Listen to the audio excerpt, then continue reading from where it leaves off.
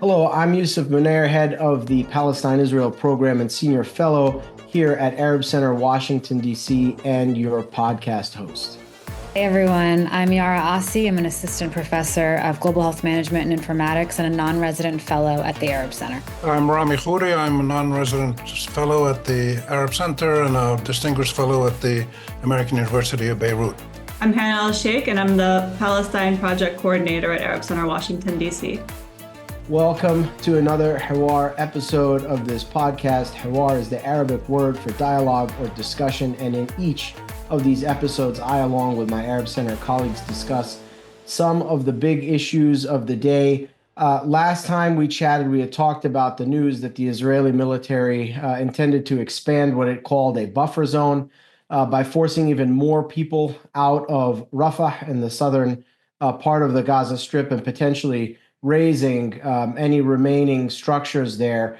Since then, we have seen them move forward with that, as well as announce new plans for a far more expansive destruction, if one can even imagine that. Yara, I want to start with you. Can you bring us up to date on some of the latest developments as the siege on Gaza continues to tighten? Sure, Yousef. Thank you for turning to this first. I wish I had any good news to report, but increasingly, the more we meet, the more bad news there is. And this means more mass displacement, more killing, and of course, the malnutrition and starvation, which I'll get to in a bit. But just since the end of the ceasefire on March 18th, almost 500,000 Palestinians in Gaza have been displaced on top of the hundreds of thousands more, or that had already been displaced. We have at least 53,000 that have been confirmed killed by the Ministry of Health, another almost 120,000 injured, and we've all seen what some of those injuries look like. Almost 3/4 of Gaza is now designated as a militarized zone or placed under displacement orders, which means that if you are still there, you are essentially have been designated as fair game to be killed. And we've seen evidence of this significantly. But it was around this time last year, March, April, Mayish, that we really started to see the first alarm bells for famine by the IPC and malnutrition, of course. And that was accelerated by the closure of Rafah in early May of 2024. And now we are seeing all of those warning bells, red flags have really come to fruition at this point. So since just the beginning of this year, there's been a reported almost 10,000 cases of acute malnutrition, and this is increasing month over month. So in March, we saw an 80% increase in malnutrition cases from just compared to February. So as food is running out, as people are being pushed around, moved, as space to live has decreased, we're seeing more and more malnutrition, especially in children. And we can't even consider how many cases are not being brought to hospitals and are not being reported.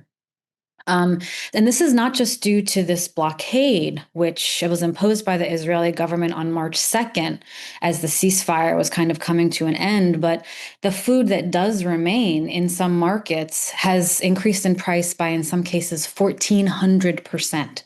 So there are many families who, they may still have some funds, but they simply cannot afford even the basics. So almost everyone at this point is dependent on these charity kitchens. And as a result of this very strict blockade of including food, water, medicines, etc., they are running out of food, as they warned that they would. So on April 25th, we had the World Food Program, which is the United Nations Food Agency, said that it had depleted all its food stocks. So all the bakeries, all the charities, all the pantries that it had supported have essentially been closed. It had to close 25 bakeries. And for some people, their meal was some pitas with some oil and some za'atar or something like this. Now we're not even seeing the ability for that. So we're seeing that most families, according to the president of Yara, are living off of basically one meal every 2 or 3 days, split between multiple family members. What does this lead to? Of course, this malnutrition that we're seeing. So at this point, humanitarian agency after humanitarian agency has overtly accused Israel of weaponizing starvation and using aid as a weapon of war, which are both war crimes. This was brought to the ICJ a couple of weeks ago at this point, and almost every country, every UN agency agreed that Israel was weaponizing aid, with the exception, of course, of the United States and Hungary. This ICJ and ICC processes, for another time, but it is really not intervening in the ways needed. So some of the other updates, World Central Kitchen has now closed. They've reported that they are out of stocks. They were serving 133,000 meals per day. They're no longer able to do that, even though they've reported they have trucks waiting in Jordan, Egypt, and Israel filled with food, filled with water. Israel will not permit to pass. So the Israeli government, as it's been wont to do in this time, has denied these claims entirely, including multiple prominent members of the government, including of the Likud party, say there's no famine, there's no starvation. If there was, Israel would let food in, but there's not. And when a BBC journalist pressed one of these parliament members and said, "We are seeing pictures and videos," he said they're not starving children and called the accusations a bunch of crap. So their new approach, which has as expected that they're going to try to implement this before Trump visits the region, and I know we're going to talk about that in a little bit, is to institute an entirely Israeli run and controlled humanitarian effort. And I use the word humanitarian in that sentence quite loosely. This would be even more restrictive than the Gaza reconstruction mechanism that was imposed after 2014. Israel would have all control of food, all control of where it goes, all control of what gets in. And essentially every humanitarian agency that Israel would have to work with to make this happen has said they are not doing it, because then they would be essentially complicit in this weaponization of aid. The Israeli Knesset has indicated they're moving forward with it anyway. Unclear where this will go, but right now, at this moment, there are hundreds of thousands of people starving in Gaza in full view of everyone. There's evidence, there's documents, there's videos, and we are just watching nothing be done about it. And it's really quite frightening that we're at this point. Yeah, I just want to ask you to expand on one thing, because some of the images that we have seen come out, particularly in the last couple of weeks, are of emaciated children, and when we tend to think about ailments or illnesses, we tend to think about things that perhaps are more prevalent among people as they get older. Sure. But with malnutrition, that's not necessarily the case. Could you maybe explain to us a little bit about the sort of unique vulnerabilities that children have in situations like this? Absolutely, Yousef. It's interesting because there's so few settings where we've been able to kind of, you can't really do an experiment for what does malnutrition do to the body. So we have to look at past situations where we've seen famine, starvation, etc.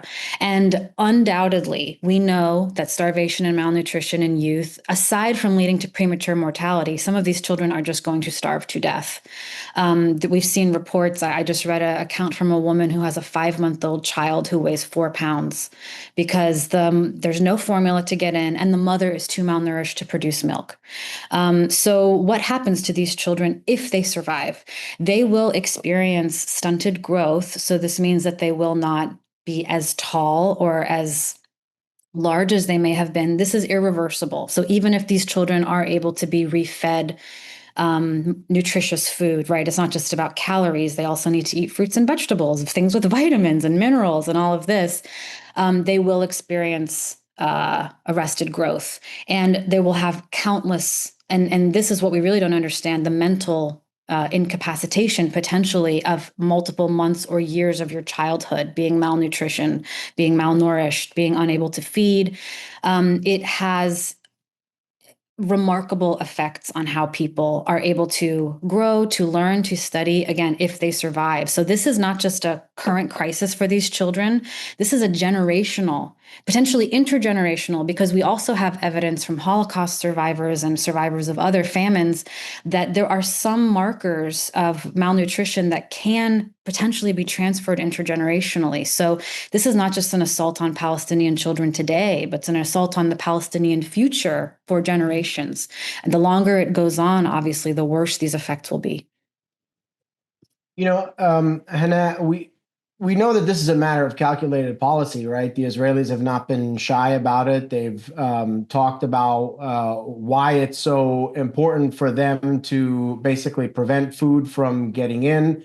This was a tightening that came as part of the collapse of the ceasefire agreement. Once the Israelis decided they didn't want to move on to phase two and try to renegotiate the terms entirely, they imposed this tightened siege, preventing any food from getting in. And yet, at the same time, right, we hear these denials that Yara sort of quoted, that nobody is starving in Gaza. So on the one hand, they're saying we absolutely are trying to do this, and on the other hand, they're saying, well, this is not really happening. We heard some comments from U.S. President Donald Trump the other day where he said, he kind of recognized what was going on as terrible in the Gaza Strip and said that, we're going to be doing something to help the people of Gaza. What do we make of his comments? What do we make of, where the U.S. is right now in terms of addressing this issue? In fact, Trump explicitly pushed back against this Israeli talking point, right? He said explicitly that people in Gaza are starving and we're going to help them get some food. He said this to reporters at a White House event. And I think it's pointing to two things. One has to do with tensions and debates within the different camps within the right wing, on the one hand, and on the other, there are some serious tensions in the U.S.-Israel relationship that, although they shouldn't be overstated, given unconditional U.S. support even till this point, are still worth looking at. One thing that Yara touched on, I think, is really important, is that Israel's plans to oversee aid in Gaza and take this over would be jointly, would sort of jointly be taking place with U.S. support. And not only is it control over aid, but it also helps facilitate Israel's plans to occupy northern Gaza and completely ethnically cleanse it, with plans to occupy the entirety of the Gaza Strip. So when you put all of your aid distribution centers between two security corridors, what Israel calls them, so the Marag corridor in Rafah, all the way in the south, and then at the Netzarim corridor, which is at the furthest northernmost point of the southern half of the Gaza Strip. So that's the line that divides northern Gaza from southern Gaza at what is also known as the Gaza Valley. When you put all of your aid distribution there, what that tells people is you either go back to the south again or die. And just like the last time, if you cross down into the south, we're going to shoot you, just like they did the last time. But to get back to Trump and what's happening there, and sort of the U.S. enablement of this role, there's also really deep tensions that are coming to the surface right now. In the last 24 hours, some of the reporting on this has been quite interesting. So in the Jerusalem Post, there was a headline that read, "If Israel doesn't wake up, U.S. will advance Saudi deal without it." And in this report, it was stated that an unnamed senior U.S. official had warned or had sort of stated to the families of Israeli hostages that if Netanyahu doesn't get on board with some of Trump's plans, they might be left behind regionally. Now, today, a report came out in Israel Hayom, a newspaper that was owned by Sheldon Adelson, and Miriam Adelson, his widow, is a deep supporter of Trump and one of his main financial supporters, had noted that Trump is sidelining Netanyahu, and there's a lot of anger about this because there's talk of an upcoming Saudi deal, a U.S.-Saudi deal that would take place without normalization, which had been the condition for a very long time, or had been the goal, is that there'd be U.S.-Saudi normalization. And so this is pointing to some degree of worsening ties between the two parties. And again, the contradiction is still the enablement, like we had mentioned before. But what is Trump dealing with here? I think there are a few things that we have to pay attention to. Now, we'll get into this later on, I believe, in our discussion, but there's this severe crackdown on Palestine activism and any sort of dissent on a number of issues, Palestine being one of them. And it's been, the cause behind a lot of the assaults on U.S. universities. But there's a lot of anger within the right wing for different reasons about aspects of how this plays out on U.S. foreign policy and domestic policy related to Palestine. So what was really surprising is that a bill was not the scheduled bill vote was actually taken off the schedule due to opposition of Republican members of Congress like Marjorie Taylor Greene, who's a real Trump loyalist, and Thomas Massey on something called the International Governmental Organization Boycott Act, or HR 867, which would expand existing anti-BDS and anti-boycott laws that would impose penalties and heavy fines on Americans for exercising essentially their constitutional rights to boycott Israel. Now, Marjorie Taylor Greene opposes on constitutional grounds, saying that it's her job to defend the American right to boycott. And so what we're seeing from people like her and others who are no friends of the Palestinian people within the base itself, figures like Charlie Kirk that do a lot to rally youth, for example, around right-wing ideas, also oppose this bill on constitutional grounds. So what we're seeing is what people are calling this divide between the America First and the Israel First camps within the MAGA movement and within the right. So for the America First camp, there's a lot of resentment about the idea that Israel might be drawing the United States into military conflict. For example, a potential war with Iran, a potential war on Yemen, or fighting in general on Israel's behalf. And then in addition to this, there's opposition to the U.S.-Israel dynamic as it stands on the basis of national interest. So meaning this is how many come to view this, people who especially oppose war on the basis of national interest. But there's also growing opposition to the genocide in Gaza for some within that camp on moral grounds. So some who espouse pro-life values see this as anathema to those values. So there are some of these voices are people like Candace Owens, who people are aware of, but also podcasters who are very popular among right-wing, sort of the right-wing base. People like Theo Vaughn and Dave Smith and Joe Rogan have aired a lot of, or have given a lot of space to voices in opposition of the genocide because it is genocide. And so what we're dealing with right now, and what I think some of the major takeaways of this moment are, is that what we're seeing both, with laws like the one that was taken off the schedule, or with the attempted deportation of legal permanent residents, I think we'll talk about a little bit more, is that we're leading to Trump loyalists breaking rank over Israel, which is something that was completely unheard of in his previous term. And I think it's important to ask how this came to be in the first place. And I think part of our answer here lies in concerns of overlapping constituencies within the right. So, for example, Amy Coney Barrett, who is a conservative Supreme Court justice and a Trump appointee, voted with liberal justices against Trump's attempted invocation of the War Powers Act to deport immigrants, not sort of across the board, but because she had opposition to some elements of how he was using these plans to violate the Constitution. But that's the key point here. Upholding the Constitution is a major fault line in a time of deep polarization in the U.S., which means that despite the really intense partisan division right now and the hesitance to ever break rank with the party because of that divisiveness, prominent figures on the right are still breaking rank over these major issues, especially when it comes to the Constitution. And what's happening right now, what we're seeing, besides the foreign policy overreach, and besides the question of national interest and national security, is that the current U.S.-Israel relationship is also being seen by members of the right now, really for the first time in a widespread fashion, as a threat to the Constitution. And so while it's hard to predict where that's going and how it will persist and grow, it's reflective of trends within the right wing, like the recent Pew poll that came out, that among young Republicans, especially under the age of 50, there's it's something like 50% polling of unfavorable views towards Israel. And Trump pays attention to these things. He listens very carefully to that base, and this does inform foreign policy. And I do think he's caught between a rock and a hard place. Like I had begun this with a discussion of how his donors, like the people behind Israel Hayom, and other Israeli supporters or pro-Israel supporters, are opposing his stances on foreign policy, but there's also intense pressure on him from different constituencies within his base for different reasons that motivate them.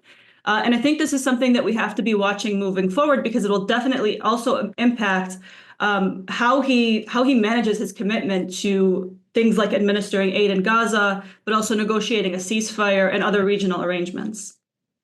Yeah, one of the interesting things about Marjorie Taylor Greene and her comments about all of this is that, what she was saying is, well, we need to sort of protect our right to boycott, and we shouldn't be getting into foreign wars for other countries like Israel. I've never even met a Houthi before. Why are we over there in Yemen? But our focus needs to be on these drug cartels and deporting these immigrants and so on and so forth. So there are limits to the extent to which folks on the right really do respect these constitutional rights. It just seems to be a matter of prioritization for them, and they don't quite understand why the U.S. is focused in the Middle East when they see a different set of priorities here. Happy to violate the Constitution, though, if it can address the things that they're concerned about. But I think you're absolutely right, Hanna. There is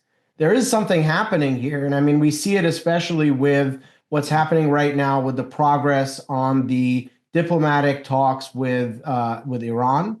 Earlier this week, we also saw, in kind of a surprise fashion, the president announce that the United States was no longer going to be bombing the Houthis in Yemen. Something that came as a surprise, perhaps even to the folks in his inner circle. This was reportedly an agreement that was brokered by his envoy, Witkoff, through the engagement of the Omanis, who basically struck a deal with the Houthis and said, we won't target U.S. ships, the U.S. won't target us, and Trump effectively struck a separate peace with the Houthis without informing the Israelis, and possibly without informing his own Secretary of State. In fact, in that the Oval Office setting where he made this announcement, he turned to his Secretary of State and said, "Well, now you can go inform everybody about this decision." So some interesting divisions seem to be taking shape within the administration. We also saw the departure of the National Security Advisor, Mike Walz, someone who Trump had picked for that position just a few months ago, and is now going to be moved out of that position and apparently nominated for the role of U.S. ambassador to the United Nations, a role that was previously supposed to be held by Elise Stefanik. She was withdrawn from that position. And of course, there was a lot of controversy around Walz because of some of the, scandals that he was involved in, information that was coming out on Signal and so on. His use of a Israeli software that was unprotected to engage in some of those communications as well, raising a lot of questions. And it raised enough questions, apparently, for Trump to push him out of the role of National Security Advisor, but not out of his security cabinet, which is where he would be if he is, confirmed as U.S. ambassador to the United Nations. And as we see with these Iran talks moving forward, there's supposed to be a fourth round of talks right now. There's a fight over defining what the president's policy actually is.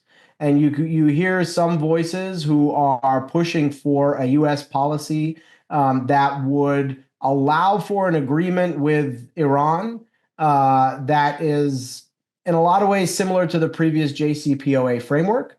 One that says we're going to have intense inspections and limitations on Iran's ability to develop, material for a nuclear weapon, but that Iran would be able to maintain nuclear programs for legitimate civilian purposes.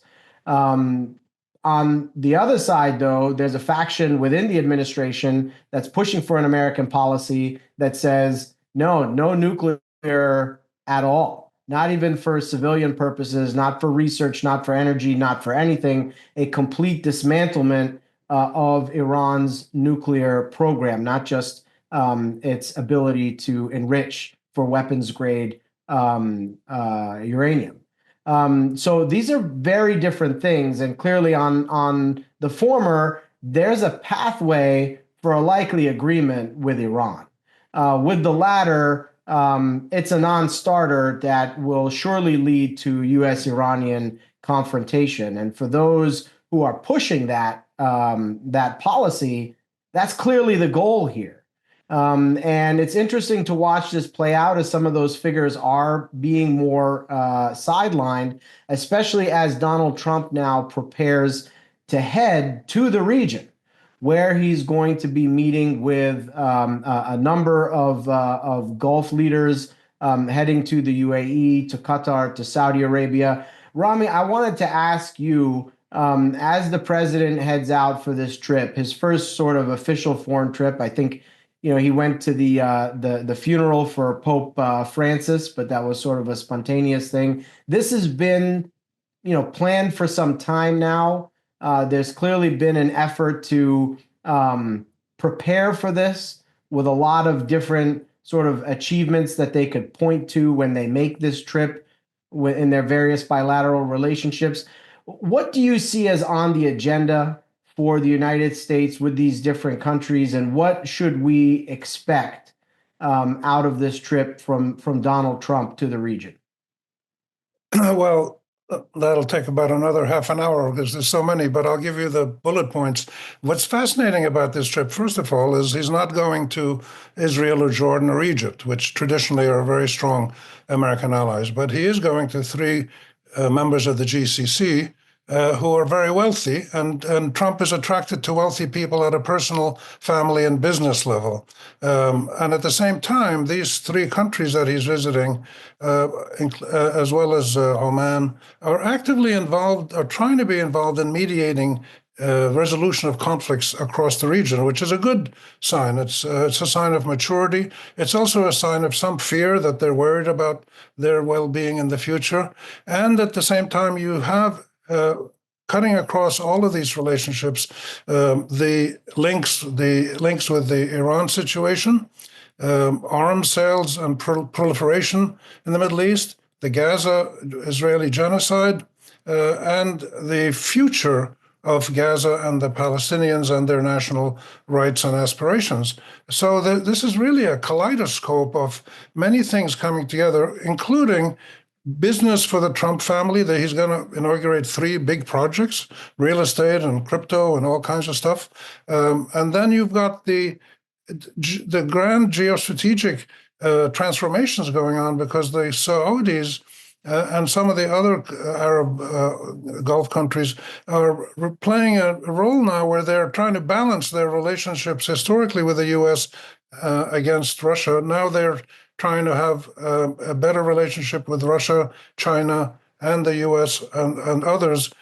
So there's so many things happening at the same time. But what this is really telling us is that if you want to go to one moment and study the evolving global situation of diplomacy and militarism and power and ideology, it's Trump in the Gulf. And this is the most interesting thing to me about this visit. There is no one simple answer about what is he looking for, what's he going to try to push. He's looking for whatever helps him personally, politically, helps his family business interests and his friends and cronies, and helps the United States economy, which helps his support base. So this is a fascinating moment. But the really critical point for me is that two of the key actors in this situation, if we say there's four key actors, Iran, the Arab states, or the Gulf states especially, because the others are not doing that much, the Americans and Israel, two of them, the US and Israel, don't have a strategy. They don't know what they want to come out of Gaza. They don't know exactly what the new order is going to be. And Trump doesn't have a mechanism in the government to really analyze these issues, come up with strategies. It's all very personalized, very dramatic. And you have to always keep in mind that Donald Trump made his name and reached the presidency of the U.S. twice by first being a failed businessman and second being a successful television entertainer. And both of those qualities drive what he is trying to do for himself and for the country. So I would keep an eye on the bilateral links that come out of these countries with investments, arms deals, and then the impact that can have on strengthening the joint U.S.-Arab position on both Iran and the legitimate rights of Iran to have a non-arms nuclear industry, and also on the question of Israel and Palestine. The Israelis are desperate. They're confused. They're disappointed. They're deeply divided at home. They don't have a clear plan for Gaza. All the things that were mentioned in the beginning by Yara and Hanna, more troops and more killing and more this. All of these have been tried before. Israel has had 20 years or so of, they settled Gaza, they starved it before. I remember 20 years ago reading UNICEF reports and WHO reports about stunting among Gaza children before there was full occupation. So I think it's a fascinating, important moment, but with no clear outcome yet. Yeah, Rami, I think you're absolutely right to point to, the fact that there's priorities that are being reflected here by the countries that Trump is choosing to go to. As you said, he's not going to Egypt or Jordan. He's not going to Israel. He's going to places where he can achieve things, or at least in his mind, he can achieve things. And that suggests that he looks at some of those other places and thinks like, they're just stuck in the mud and they don't really seem interested in moving forward because they can't get beyond the challenges in front of their nose, even when we have opportunities to do some big things. And I think this is probably part of the message that the administration has been trying to relay to the Israelis, because they have had in mind, right, wanting to build on the so-called Abraham Accords. And now there are reports that the Trump administration might move forward with some of the goodies that were attached to such an agreement with Saudi Arabia, like supporting civilian nuclear energy in Saudi Arabia, without Saudi Arabia having to normalize with Israel. Right. A lot of this is probably because they don't see Israel moving forward on what they need to do anytime soon. Right.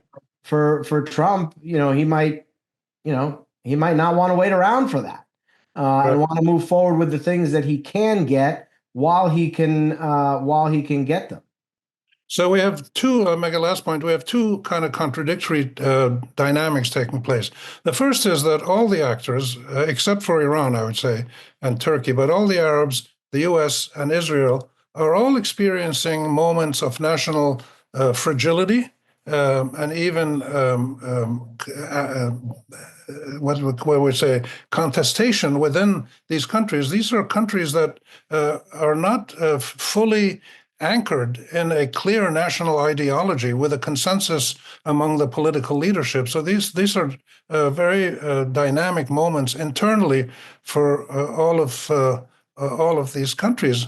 And the second point that I would make is that we're seeing decisions made and dynamics created by a point you mentioned, which is people making deals, negotiating agreements that give each side its legitimate rights and interests. And Israel was going to have to get into this process. Right up to now, Israel, since 1917, has said, we can do whatever we want. We've got the power. We've got the Western imperial support, and we can do what we want. That moment, that century is coming to an end, I think. The Israelis will have to, at some point, get into this deal-making process, get what they want, security, recognition, stability, whatever, but give the Palestinians what they also deserve, which is self-determination and statehood. And that would open the whole region to an amazing new era of regional economic development and and tremendous advances on other critical issues like water,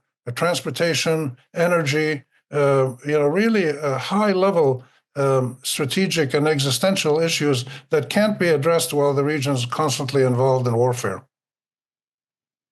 Yeah, and we haven't even talked about some of the other things going on throughout the region, including in Syria and in Lebanon and elsewhere. In Yemen, where the Israelis are striking now, I think if you start to count, there are probably 4 or 5 different countries where the Israelis are bombarding today, with total impunity.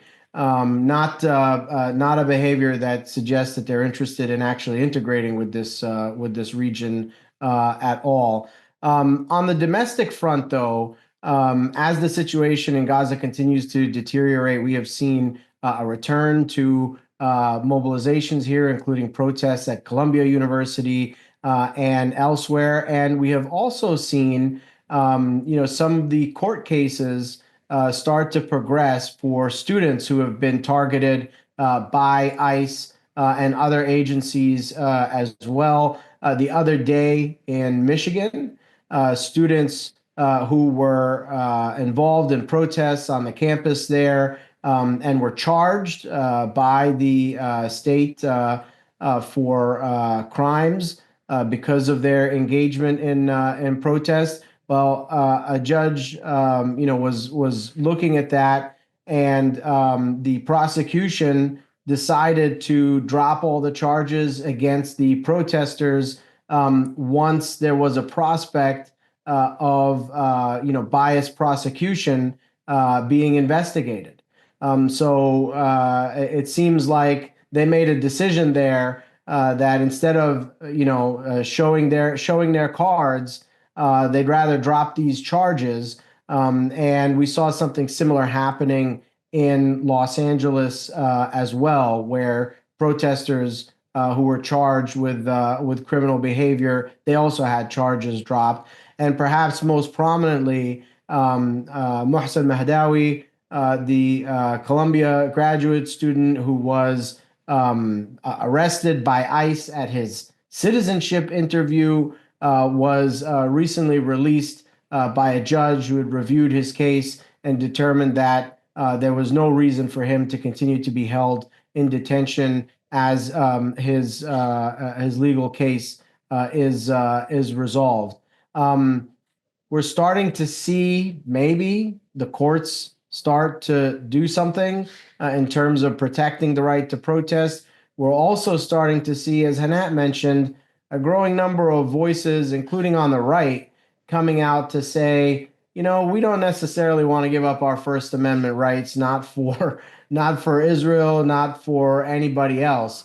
And a last point that I will make and ask you all to react to, Harvard, which is continuing to come under the scrutiny of the Trump administration. They've threatened now to revoke their tax-exempt status, which, of course, is a very significant thing for the university. They've also ended grants in huge sums, federal grants to the university. They recently released a report that they commissioned on sort of anti-Semitism on their campus.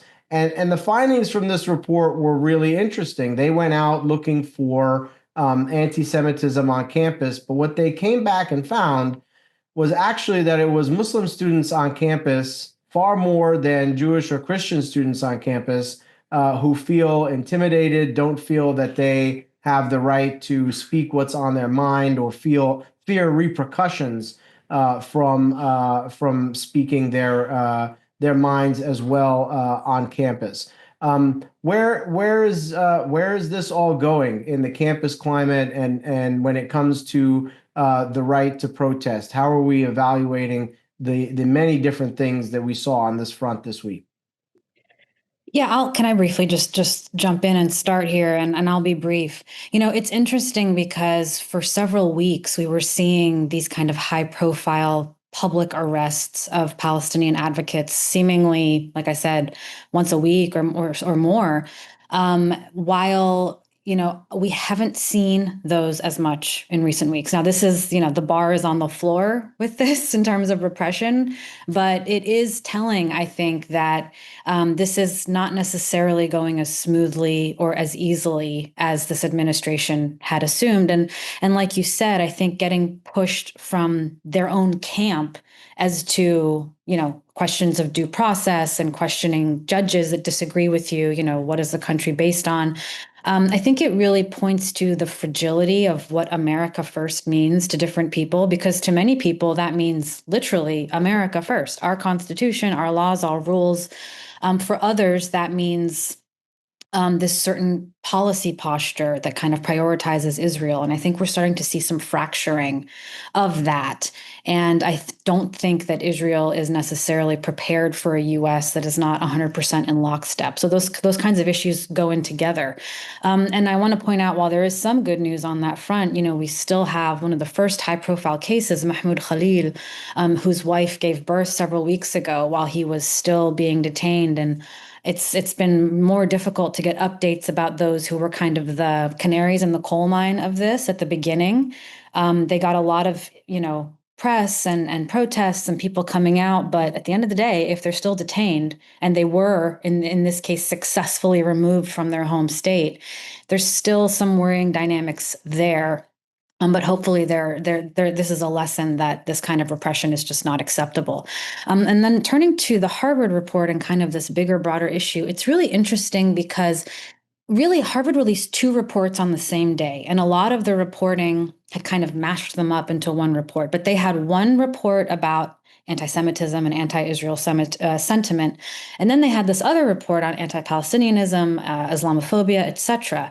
And I guess for obvious reasons, most of the media kind of hyper-focused on the anti-Semitism report. But as you note, Yousef, not that there's a suffering Olympics here, but in terms of what students actually feel unsafe on campus, by all measures, it was the Muslim and Palestinian and Arab students who felt that they were more at physical risk, more at risk of being doxxed, more at risk of obviously things like being harassed, etc., who felt more of a need to censor themselves in their scholarship and their public works, etc. So that report, the anti-Palestinian Islamophobia report, recommended more Palestine programming, more Palestinian faculty.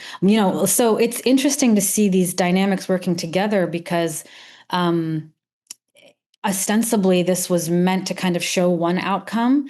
And if the university really wants to actually rely on the expertise of the people that they themselves picked to be on these task forces, it seems like there is a whole host of other things that the university has to attend to. So it's interesting when judged by the same standard how these kinds of conversations tend to go. Now, what does that mean in the long term? Because, Harvard is kind of getting this reputation now as being the one university to fight back, especially when you compare it to Columbia, which has capitulated. There was helicopters there, yesterday, for student protests. But in many other ways, Harvard has kind of accepted some of the pre-baked assumptions that people are saying. The president himself has said, anti-Semitism specifically is a huge problem on campus, and was kind of making those claims as the president was saying, this is a huge problem on your campus. So Harvard has these competing, you don't want to give the administration bait, but you also want to show that you are doing something. So it will be interesting to see. I do think I'm hearing rumblings of universities pushing back more. We're starting to see more action also from faculty and student unions in terms of protecting students. Communities are getting involved in some of these cases to protect community members who have been arrested, detained, etc. So, it's interesting to think, where will this be in 2-3 months? Because I really don't think most Americans, regardless of political party, love the image of people in this country getting pulled off the street by people and unidentified people in masks. I don't think you have to be a partisan to dislike that. So what does that mean going forward? Yeah, I think, you're right about sort of Harvard playing this role of pushing back, but doing so in this kind of half-hearted way. The legal suit that they filed makes mention of the fact that they adopted the IHRA definition of anti-Semitism, and they already started conceding in these ways to the administration. But the lesson I think from Colombia is that there's no amount of concessions that are enough for this administration. And what we saw with Colombia from the very beginning was, every time the bullies demanded that they do something, they did it, and that only made them hungrier for more. Right. And, now, the cops are being dispatched to Colombia on a moment's notice. And, the administration, the U.S. government wants to take over the university. And I don't think any university, not Columbia, not Harvard, not any university worth, its name, wants to be in a situation where it's totally sacrificed its independence. But that is where they ended up by not pushing back. And so there's an important lesson, I think, there, not just for universities, but for really everybody in this moment of intimidation and repression. We'll have to leave our conversation there for today, but I'm sure we'll be touching on all these topics more as we continue our Hiwar. But thank you all for joining us.